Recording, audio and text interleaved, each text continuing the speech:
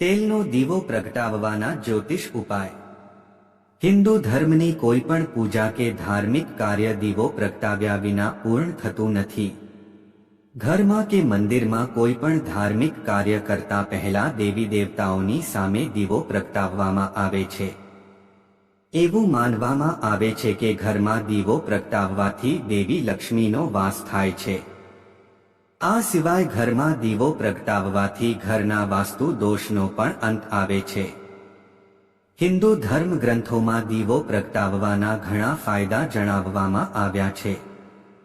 એ જાણીએ તે પહેલા આ વિડીયોને લાઈક કરજો, ચેનલને પણ સબસ્ક્રાઇબ કરજો અને કોમેન્ટ બોક્સમાં જય માં લક્ષ્મી જરૂરથી લખજો। એક તલના તેલનો દીવો, ખાસ કરીને દેવી લક્ષ્મીની સામે તલના તેલનો દીવો પ્રગટાવવામાં આવે છે। તલનું તેલ દેવી લક્ષ્મીને ખૂબ પ્રિય છે। એવું માનવામાં આવે છે કે દેવી લક્ષ્મીની સામે તલના તેલનો દીવો પ્રગટાવવાથી તેમના આશીર્વાદ મળે છે અને તલના તેલનો દીવો પ્રગટાવવાથી કુંડળીમાં સૂર્યની સ્થિતિ પણ મજબૂત બને છે। 2. સરસવના તેલનો દીવો। સરસવના તેલનો દીવો મુખ્યત્વે ભગવાન હનુમાન અને ભગવાન શનિની સામે પ્રગટાવવામાં આવે છે। સૂર્યાસ્ત પછી હનુમાનજીની સામે દીવો પ્રગટાવીને હનુમાન ચાલીસાનો પાઠ કરવો જોઈએ। હનુમાનજીને સંકટ મોચન કહેવામાં આવે છે। એવું પણ માનવામાં આવે છે કે તેમને પ્રસન્ન કરવાથી જીવનની તમામ પરેશાનીઓ દૂર થઈ જાય છે। શનિદેવની સામે સરસવના તેલનો દીવો પણ પ્રગટાવવામાં આવે છે।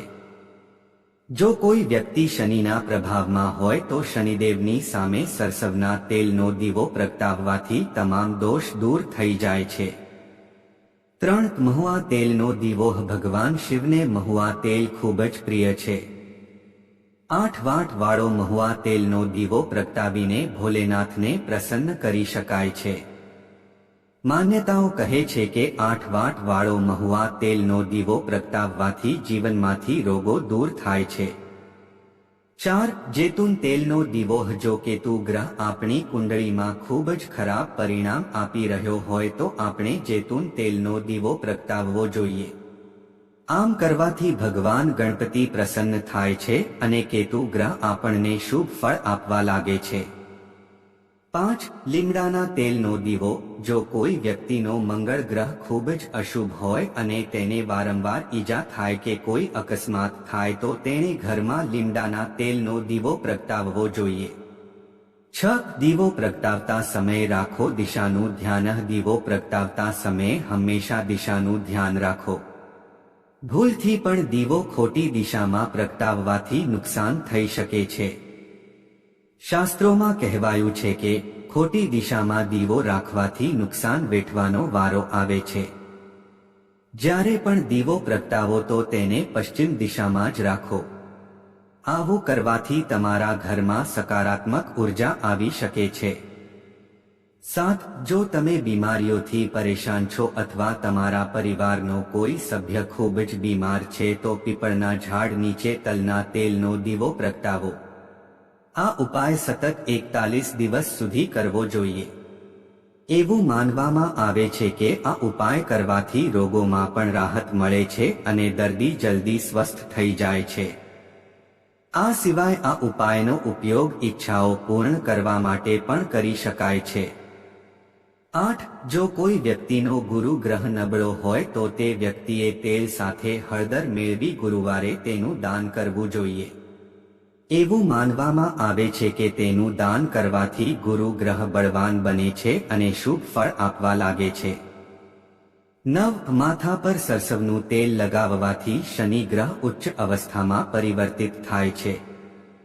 એક વાસણમાં સરસવનું તેલ લો અને તમારા ભગવાનના નામનો જાપ કરતી વખતે તેને તમારા માથા પરથી ઉતારો અને બહાર ફેંકી દો। આમ કરવાથી રોગો નાશ પામે છે। 10. જો તમે એક પછી એક સમસ્યાઓનો સામનો કરી રહ્યો છો અને તમને લાગે છે કે દુર્ભાગ્ય તમારો સાથ નથી છોડી રહ્યું તો શનિવારે ઘઉંના લોટમાં જૂનો ગોળ ભેળવીને સરસવના તેલમાં ખીર બનાવી લો. થાળીમાં દીવો, સરસવનું તેલ વગેરે નાખીને રાત્રે ચોકમાં લઈ જાઓ અને ત્યાં મૂકી દો અને દુર્ભાગ્યથી મુક્તિ મેળવવાની ઈચ્છા રાખીને પાછા આવો. પણ ધ્યાન રાખો કે પાછળ વળીને ન જોવું જોઈએ. 11. ચમેલીના તેલમાં સિંદૂર ભેળવીને હનુમાનજીના ચરણોમાં લગાવો અને ધૂપ, દીપ વગેરેથી તેમની પૂજા કરો અને પછી તેમને ફૂલની માળા અર્પણ કરો. આ ઉપાય મંગળવાર અને શનિવારે કરવા જોઈએ. તેનાથી તમારા જીવનની પરેશાનીઓ દૂર થવા લાગે છે.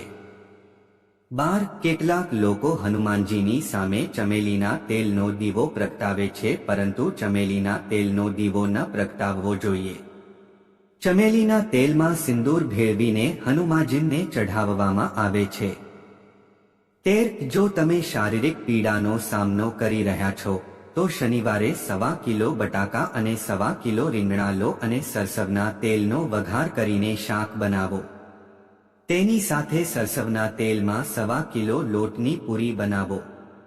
આ ભોજન દિવ્યાંગ અને જરૂરિયાતમંદોને ખવડાવો. આ ઉપાય સતત 5 શનિવાર સુધી કરવો જોઈએ. તેનાથી તમારી બધી શારીરિક બીમારીઓ દૂર થઈ જશે. 14. એક વાસણમાં સરસવનું તેલ લો, તેમાં તમારો પડછાયો જુઓ અને તેને શનિવારે સાંજે શનિદેવના મંદિરમાં રાખો. આ સિવાય તમે શનિદેવને અલગથી તેલ પણ ચડાવી શકો છો. આ ઉપાયથી શનિદેવની કૃપા તમારા પર બની રહેશે. 15. જ્યોતિષ શાસ્ત્ર અનુસાર રવિવારે નહાવાના પાણીમાં સરસવના તેલના 2 ટીપા નાખવાથી આર્થિક લાભનો માર્ગ ખુલે છે. વ્યક્તિ સફળતાની સીડી ચઢવા લાગે છે અને તેના કાર્યક્ષેત્રમાં પ્રગતિ કરે છે. 16. ઘીનો દીવો. વાસ્તુશાસ્ત્ર અનુસાર ઘરમાં ઘીનો દીવો પ્રગટાવવો શુભ માનવામાં આવે છે. ઘીનો દીવો પ્રગટાવવાથી ઘરમાંથી નકારાત્મકતા અને વાસ્તુ દોષ દૂર થાય છે. ઘરમાં સુખ શાંતિ રહે છે. તેનાથી વાતાવરણમાં પવિત્રતા પણ આવે છે. તુલસીના છોડની પાસે હંમેશા ઘીનો દીવો પ્રગટાવવો જોઈએ.